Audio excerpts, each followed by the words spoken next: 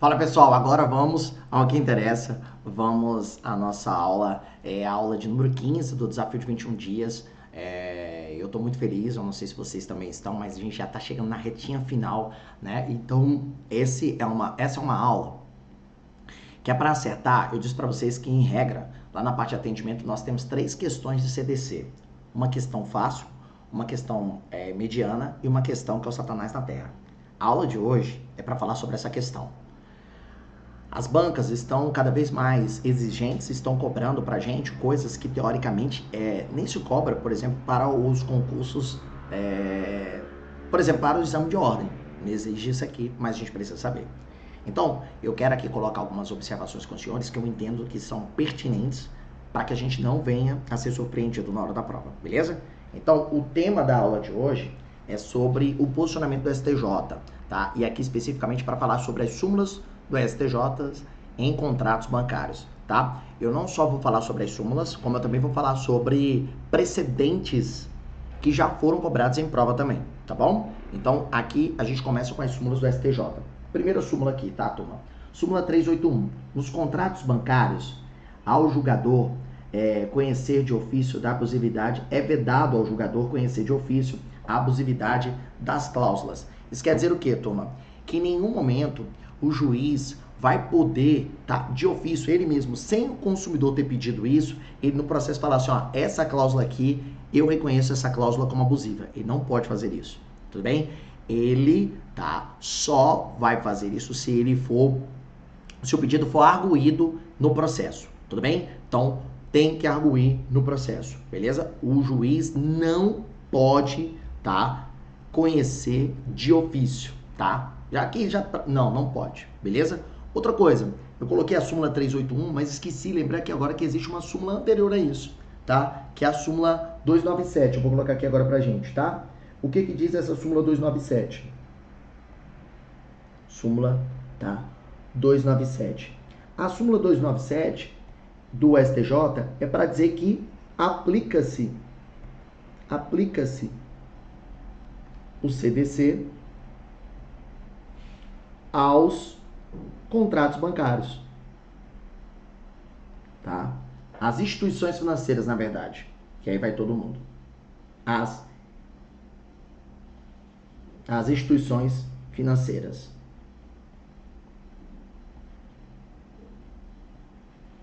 Instituições financeiras.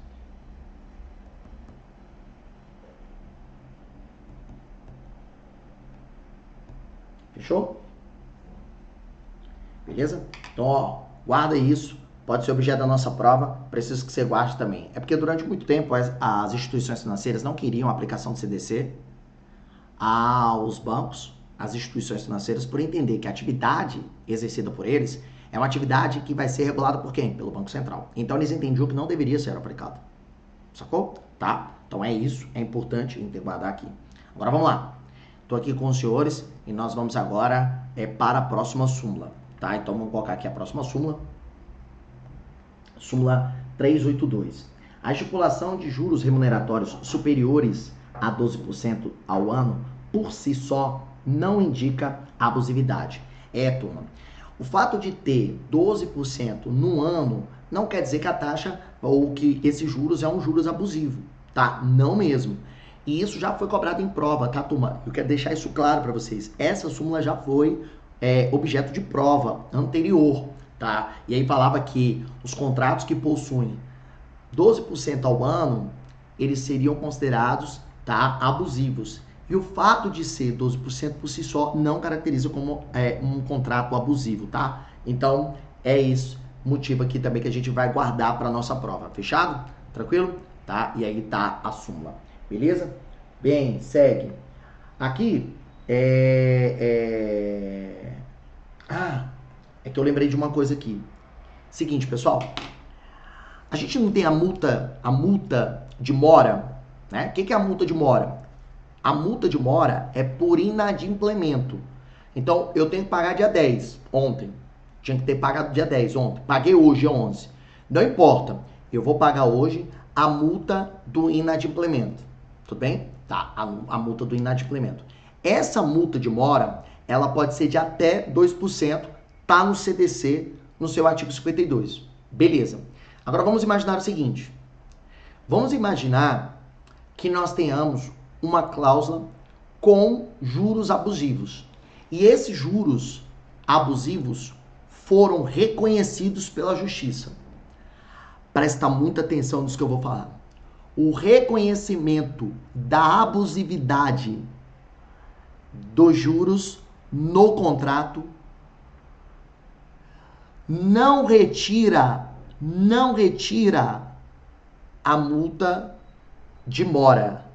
Tudo bem? Isso é muito importante. O que vai retirar? A abusividade dos juros, mas a multa de mora não. Tranquilo até aqui? Esse também é um entendimento, tá, do STJ. Vou colocar aqui para que a gente possa guardar. Tudo bem? Ó, vou colocar aqui.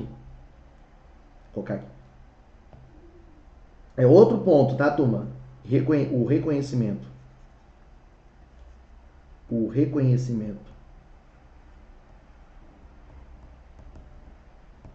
reconhecimento da abusividade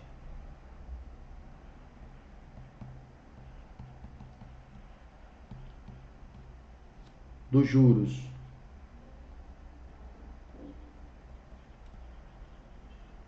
nos contratos bancários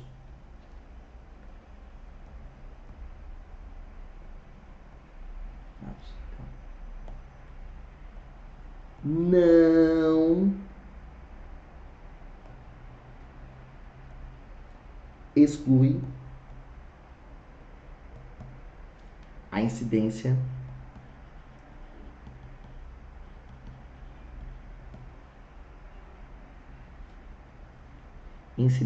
e cobrança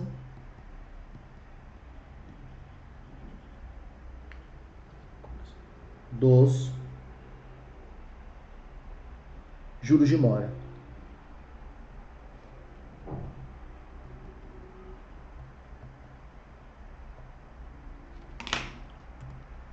Acredite, tudo isso que eu tô falando pra vocês já foi cobrado em prova, tudo bem? E eu queria muito agradecer essa audiência que eu tô tendo aqui durante esse período, que você faz de tudo para poder assistir ao vivo ou que assiste depois. Eu vou retirar isso aqui. E eu posso ter certeza que eu esperava uma audiência muito maior, concordo com ele, assim, pode admitir para vocês. Até mudei o horário, enfim, essas coisas todas, no intuito de que pudesse ficar algo mais acessível para todo mundo. Mas vou ser para vocês, essa porra vai cair. E nego vai se rasgar de raiva porque não assistiu. E detalhe, não assistiu algo gratuito. Então guarda isso, meu querido, porque eu tenho certeza que pelo menos uma das cláusulas, ou um dos entendimentos aqui do STJ que está aqui nessa aula de hoje, vai ser cobrado na prova de vocês. Então coloca aí. Vamos lá. Depois, súmula 530, tá? Súmula 530, tá? O que diz a súmula 530 aqui agora? Ela fala o seguinte: nos contratos bancários, na impossibilidade de comprovar a taxa de juros efetivamente contratada, por ausência de pactuação ou pela falta de juntado do instrumento nos autos, aplica-se a taxa média do mercado, divulgada pelo Bacen, praticada nas operações da mesma espécie, salvo se a taxa cobrada for mais vantajosa ao devedor. Vamos imaginar o seguinte, turma, nós temos um contrato bancário, mas não ficou de forma clara qual seria o juro a ser aplicado naquele contrato. É muito difícil, mas isso pode acontecer. Se isso ficar ali aventado, o que pode acontecer aqui? Nesse caso específico, por ausência, tá, desse dispositivo, nós podemos então pegar a taxa média do mercado. Aí vamos imaginar o seguinte, tá? Se essa taxa média aí utilizada fosse de 12%, tá?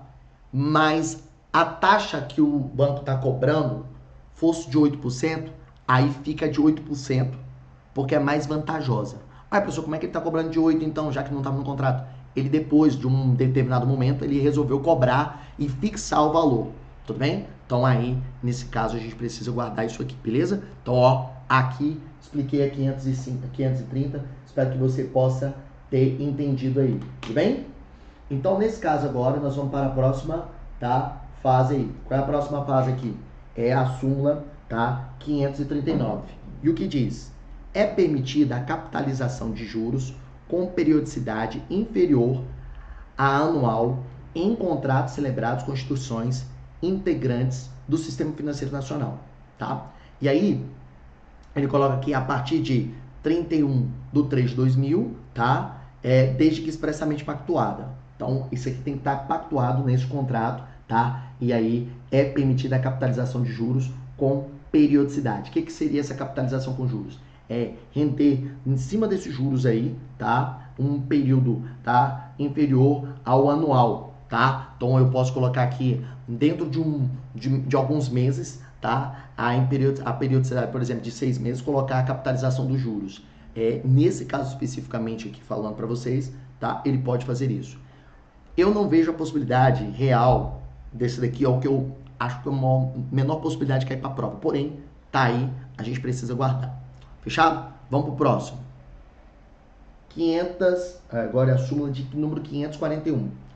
A previsão no contrato bancário de taxa de juros anual superior ao duodécuplo da mensal é suficiente para permitir a cobrança da taxa efetiva anual contratada. Então, já guarda aí, tá? A súmula 341, beleza?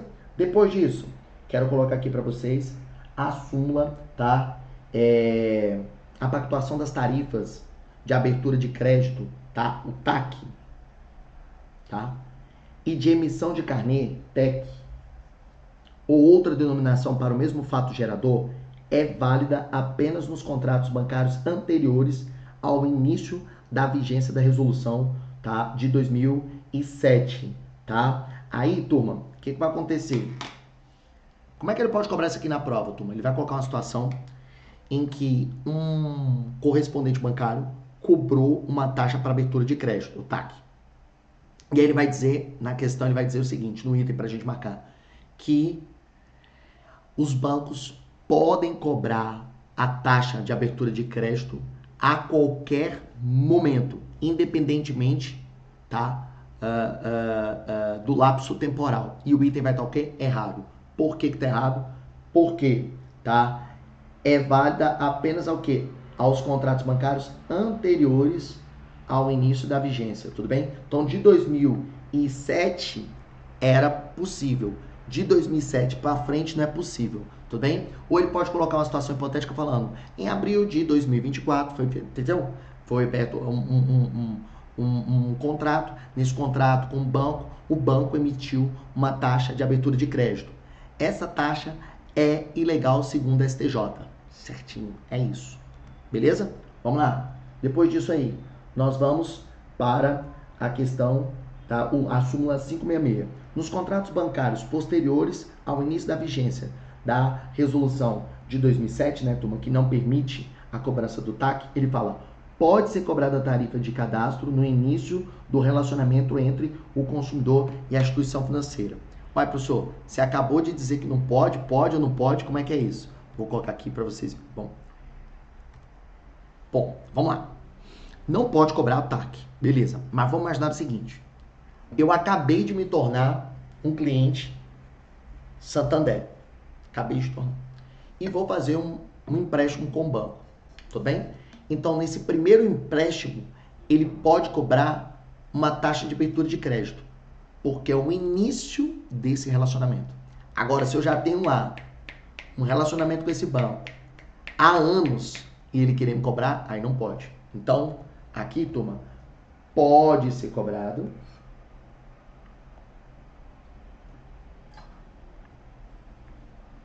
no início do relacionamento. Tudo bem? No início do relacionamento. Fechou? E aí vem agora as teses. Só quero falar mais uma coisa aqui. Tem um outro... Eu vou passar para as teses agora sobre o sistema financeiro habitacional, que é uma coisa que eu acho que também pode cair na prova da gente. Mas eu quero falar sobre duas outras possibilidades que já foram aventadas em concursos para carreiras bancárias. E eu preciso colocar isso aqui, que são entendimentos do STJ, tá? Seguinte, vamos lá, vou colocar aqui pra gente. Pessoal, seguinte, guardem isso. tá? A gente aqui não aplica o CDC.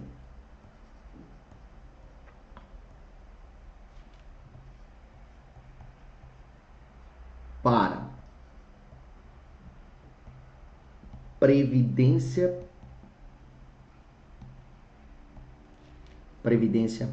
privada e não aplica o CDC para planos de saúde. Como assim, professor? Calma, gente, eu vou explicar para vocês. Não se aplica para previdência privada nem por planos de saúde que são denominados de autogestão. Esta será a palavra mágica que vai estar presente lá na sua prova. Que é... Opa, desgrama, bora. O que é uma previdência privada? Deixa eu ver aqui.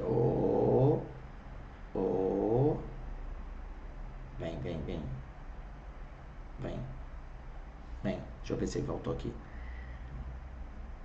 Essa câmera tá muito doida, mas vamos lá. Tá, eu vou falando enquanto ele vai aqui adaptando a minha imagem, tá? Vamos lá. O que acontece, pessoal? Previdência privada, tá? Previdência privada é o seguinte, eu vou até o Banco Santander. Cheguei lá no Banco Santander, o que eu faço? Lá no Banco Santander, eu pego e contrato, tá? Minha previdência. Contrato minha previdência. Eu comprei a previdência. Ali eu aplico o CDC? Ali eu aplico o CDC, tá? Por quê? É uma previdência que a gente costuma chamar de previdência aberta. Qualquer um vai lá e efetua a compra. Qualquer um vai lá e efetua a compra. Agora, presta atenção que isso aqui é importante. Eu vou conseguir comprar a previdência privada que vocês... E como é que funciona a previdência privada? É o seguinte. Eu faço a previdência com o Santander. E o Santander diz o seguinte, ó, Rodrigo, eu vou te pagar 2% no valor que você colocar. Tu colocou R$100, eu vou colocar sempre esses 2% aqui na tua previdência. Beleza. Só que o Santander pega meu dinheiro,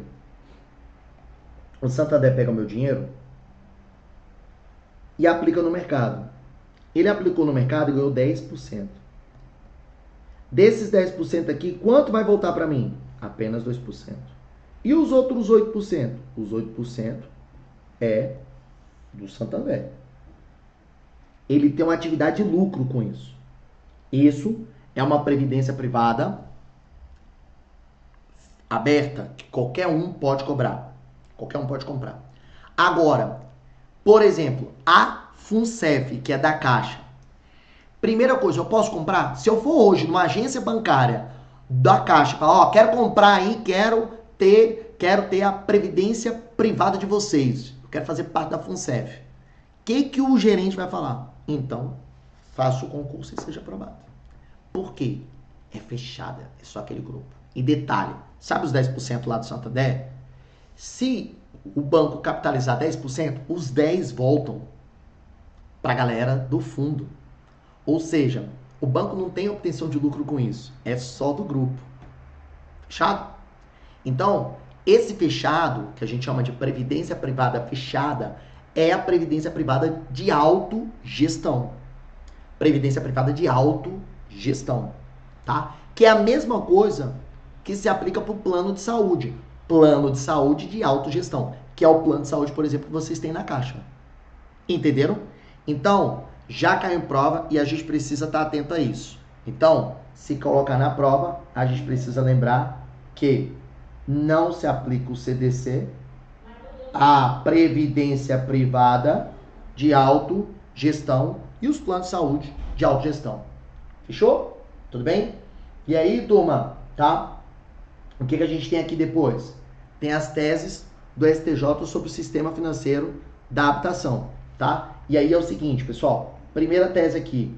O Ministério Público Federal possui legitimidade para propor ação civil pública em defesa dos interesses mutuários do sistema financeiro da habitação, tá? Então, se cair na prova isso, a gente tem que lembrar. Essa parte eu acho pouco provável porque ela tá lá depois do artigo 80 do Código de Defesa do Consumidor. Ele vai estar lá no artigo 106 dos legitimados para propor ação civil pública nas demandas do direito do consumidor. Mas, se cair, a gente precisa lembrar. O Ministério Público tem legitimidade? Ele pode propor ação? Pode, acabou. Só isso que você precisa saber, tá? Depois disso, nós temos o seguinte. Nas ações em que se pleiteia a cobertura por vícios de construção do imóvel adquirido pelo sistema financeiro da habitação, o agente financeiro somente terá legitimidade passiva ad causam quando tenham também atuado na elaboração do projeto. Tudo bem? Então, por exemplo, a Caixa, para poder responder, tá? Ele só vai responder se ele tiver atuado aqui, ó, na elaboração do projeto. Aí é um projeto que a Caixa fez, tá? Na execução da fiscalização das obras do empreendimento. Aí sim ele vai responder. Do contrário, não. Tudo bem? E aí como é que vai cair na prova? Vai falar, o agente financeiro participou do projeto de construção. Ele tem que deixar claro isso na questão. Beleza? Não acho que essa seja a opção, mas ele pode cobrar isso na prova. Beleza. Depois disso, tá? Depois disso, nós temos aqui uma outra possibilidade, tá? Nas ações referentes ao sistema financeiro de habitação, a Caixa Econômica Federal não tem legitimidade. Isso aqui é muito importante, tá? A Caixa Econômica Federal não tem legitimidade passiva para responder por eventuais vícios de construção nos imóveis financiados. Tá bom? Tranquilo? Tá? Salvo quando realizar atividade distinta daquela própria de agente financeiro estrito sensu, tá? Então, o agente financeiro responde? Responde. Mas se o agente financeiro for a Caixa, responde? Não. Tá? Esse aqui que a gente precisa lembrar, tá? Aqui é importante, tá? Guarda aí pra gente, tá bom? Não tem legitimidade passiva. O que quer dizer legitimidade passiva, professor? Ele pode responder, por exemplo, em parceria com a construtora. Aqui, nesse caso, não. Tá bom? Fechou? Bom, antes de mais nada, gente, me segue aí nas redes sociais. Amanhã tem sorteio, tá? A gente tá fazendo um belo trabalho aqui. Pô, dá uma moral pra gente e compartilha com todo mundo que você puder, turma. É assim que você vai poder me ajudar, beleza? E ó, lembrando aos senhores que nós temos aqui a mentoria Express da Caixa, tá? Onde eu vou fazer todo o teu planejamento de estudos nessa reta final de 40 dias, tá bom? E é isso aí tudo, tá? Ainda incluso, tá? O desafio do desafio de 21 dias. E isso tudo tá por valor de... Oxe, não vai sair não, hein? Peraí.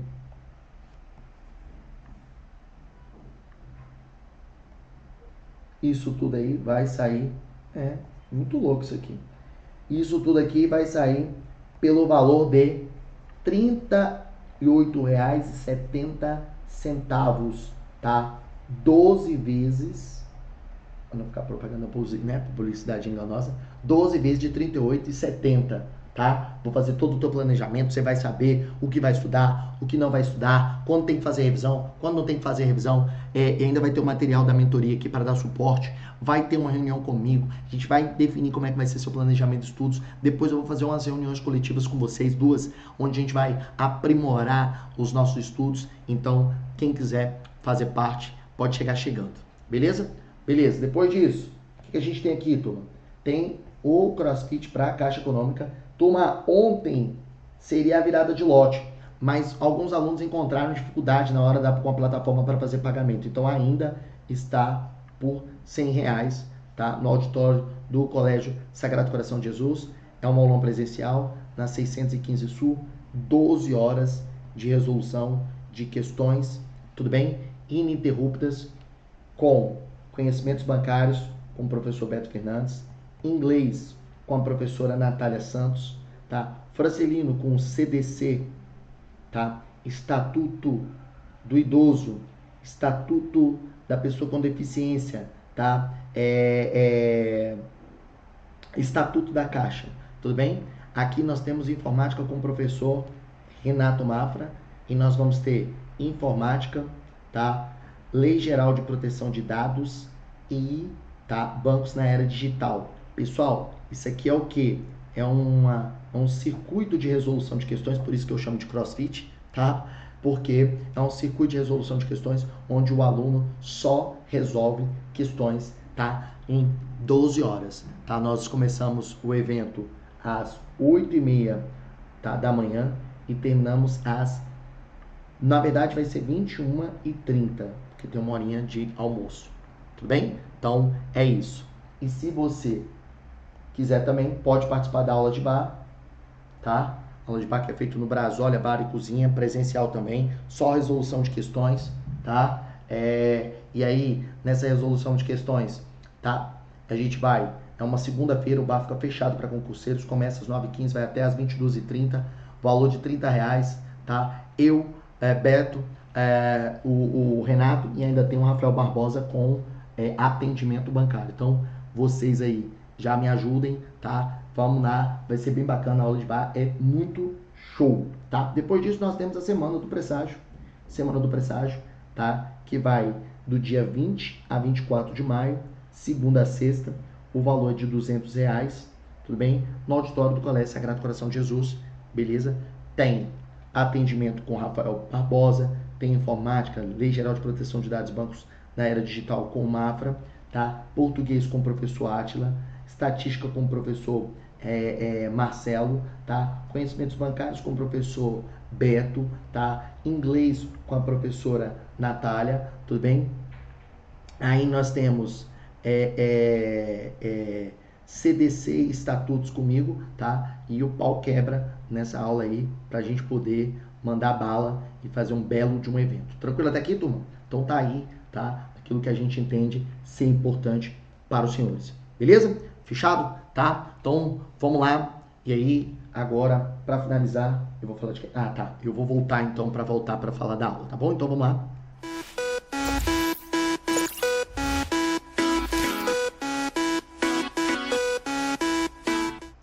Próxima súmula agora, gente. Próxima súmula. A próxima súmula é de número 4, falando ainda sobre o sistema financeiro habitacional, tá? É o seguinte, não há interesse jurídico da Caixa em ingressar como assistente simples nos feitos em que se discute seguro de mútuo habitacional decorrente de vícios de construção, tá, do imóvel no âmbito do sistema financeiro habitacional, quando ausente a vinculação do contrato de compensação de variações salariais. Esse contrato aqui, turma, de compensação de variações salariais, eles serão importantes aqui para a gente falar dos próximos temas, tá? Então, o que a gente precisa guardar é que não há interesse da Caixa, tá, em ingressar como assistente simples, tá? Não vai entrar aí e vai deixar tudo como tá. E aí, turma, o que acontece? Quando ele fala sobre essa questão do fundo de compensação salarial, de variação salarial, isso é importante para a gente entender o seguinte, ó, as normas do Código de Defesa do Consumidor são aplicáveis aos contratos de financiamento do sistema financeiro habitacional. Essa, para mim, talvez seja, tá? Esse, para mim, é o entendimento mais possível de cair na prova. Então, qual que é? Ele fala, ó, as normas do Código de Defesa do Consumidor são aplicáveis aos contratos do sistema financeiro habitacional, desde que não vinculados ao sistema financeiro habitacional com cláusulas com fundo de compensação de variação salarial e posteriores à entrada, tá, do Código de Defesa do Consumidor. Então aqui, para a gente poder entender melhor, eu preciso ter um marco temporal, tá? E aí, esse marco temporal é o quê? É a data de publicação do CDC, que é 11 de setembro de 90. Tudo bem? Então, ó, desde que não vinculados e posteriores à entrada em vigor do código. Então, ó, daqui para frente, da entrada em vigor para frente, não aplica o CDC.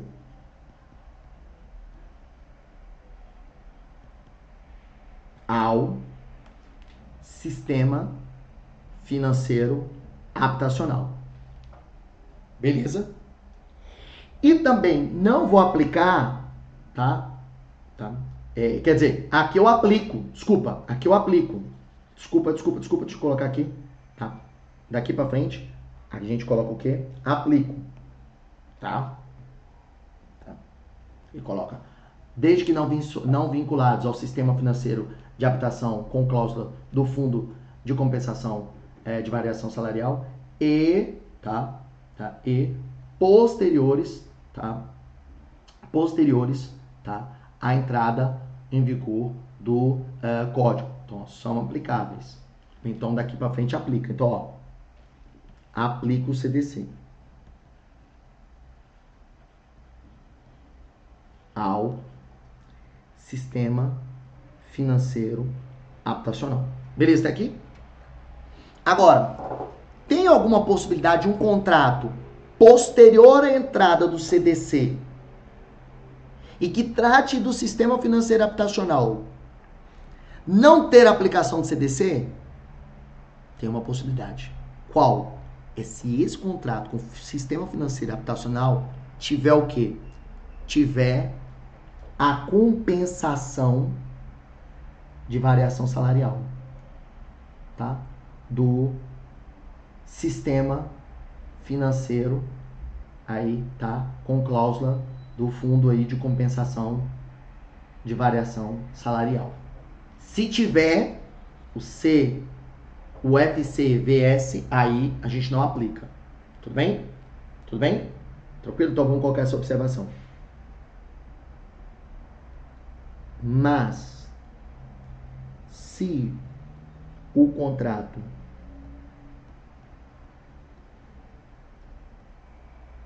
tiver o FCVS,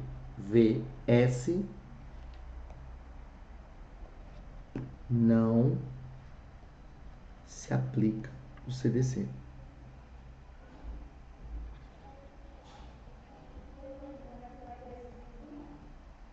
Não se aplica o CDC. Tranquilo até aqui? Entenderam? Professor, e se for anterior ao código? Se for anterior ao código, não aplica o CDC. Esse entendimento para mim é o mais provável cair na prova. Fique atento. Eu vou colocar nos simulados que eu tiver como professor para o concurso, mas fique atento a isso, tá? Beleza. Depois, aí os outros são mais para a gente poder entender, tá? Eu não acredito que terão grande possibilidade de cair na prova não, mas vou colocar aqui para esgotar o tema para que a gente não possa ser surpreendido, tá? Aí é o seguinte, o que acontece?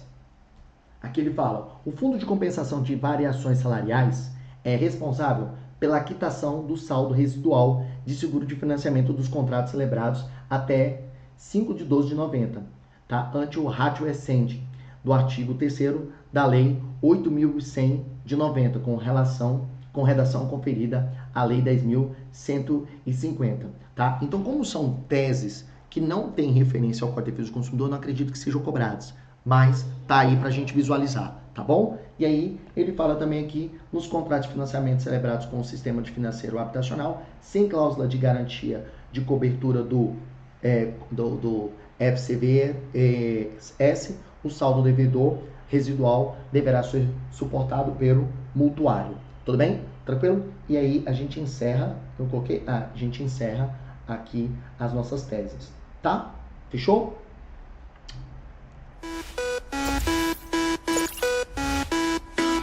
Muito bem, pessoal. Então aqui eu aplico o que a gente colocou e o que eu acho que pode cobrar na prova, tá? Eu deixei um capítulo especial, porque se colocar tudo isso fica muito pesado. Você falar primeiro das partes, daquela parte geral que é cobrada na prova, junto com as teses do STJ, de possibilidade de serem aventadas na prova, com teoria finalista mitigada, né? Aí depois falar de responsabilidade objetiva, subjetiva, subsidiária, vício, defeito, essa coisa toda. E ainda colocar os contratos bancários, isso ia fazer uma grande confusão. Então, paulatinamente, né, em doses homeopáticas, a gente vai aqui colocando e eu espero ter resolvido, tá, grande parte da dúvida dos senhores.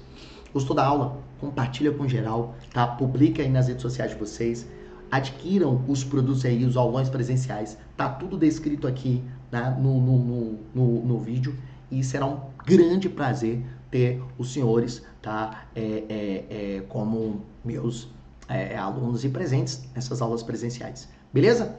Fechado? E aquele aluno que porventura não é ou não é de Brasília, pode adquirir depois o desafio de 21 dias. Beleza? Beijo no coração de todos. Valeu, fui, obrigado.